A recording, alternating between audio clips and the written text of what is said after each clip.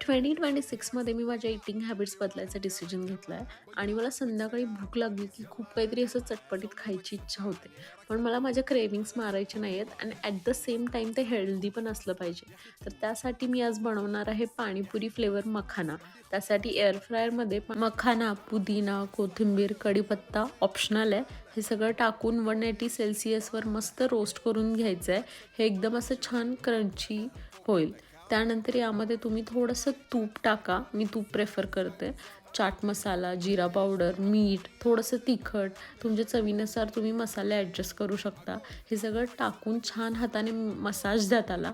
त्यामुळे सगळा मसाला त्याला छान कोट होईल आणि परत 2 मिनटासाठी एअर फ्रायरमध्ये रोस्ट करून घ्यायचं आहे. आणि हे मखाने तुम्ही संध्याकाळी गिल्ट फ्री एन्जॉय करू शकता. फक्त हे एअरटाईट कंटेनरमध्ये स्टोअर करा. Thank you so much for watching. Follow for more.